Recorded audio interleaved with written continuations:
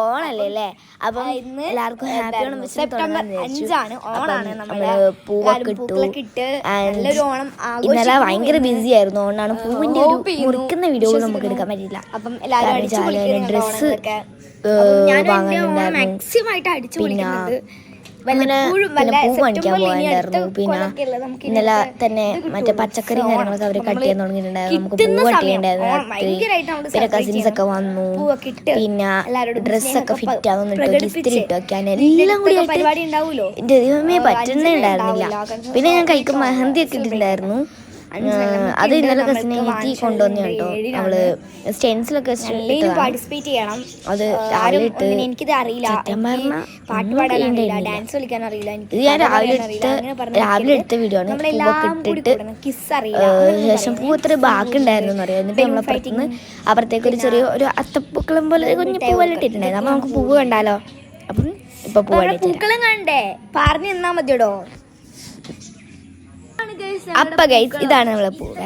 ഇത് ഞാൻ ആ മറ്റേ നടുക്കുള്ള സ്ക്വയർ ആ ഒരു റെഡ് ഇടുമ്പോ തന്നെ അച്ഛൻ ഇടാൻ തുടങ്ങി. അപ്പൊ തന്നെ ഞാൻ എണീച്ച് വന്ന് ഇടാൻ തുടങ്ങി.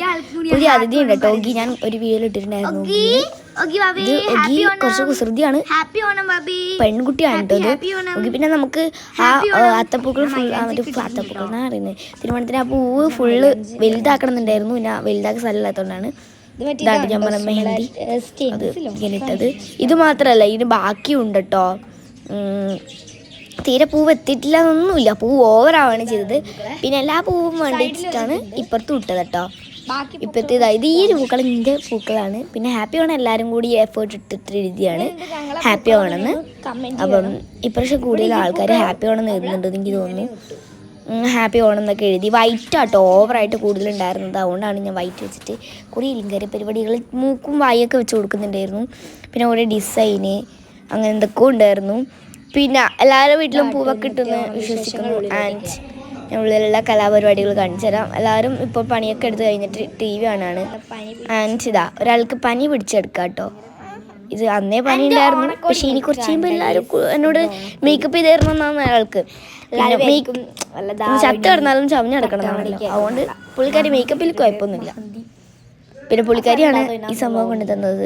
അതുകൊണ്ട് പുള്ളിക്കാരി മെഹന്തി ഉണ്ടായിരുന്നു. ആൻഡ് ലാസ്റ്റ് നമ്മളെ ഓണെത്തിയപ്പം ഭയങ്കര എക്സൈറ്റ്മെന്റ്. പക്ഷെ ഓണത്തിന് മഴയില്ലാത്ത അതെന്തോ അപാരത കഥ കേട്ടോ.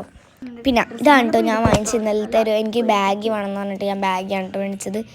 ഇതിന് പ്രൈസ് വന്നിട്ടുള്ള 500 എത്രയാണ് കറക്റ്റ് 592 ആണ്.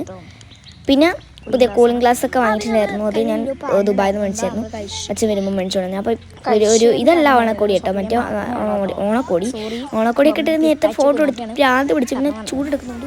വേറെ ടോപ്പ് എടുത്തിട്ടിട്ട് മേക്കപ്പ് പുട്ടി ഒന്ന് വെറുതെ എടുത്തിട്ട് വേഗം കിറ്റ് കാറ്റും എടുത്തിട്ട് നേഹേച്ചിക്ക് എൻ്റെ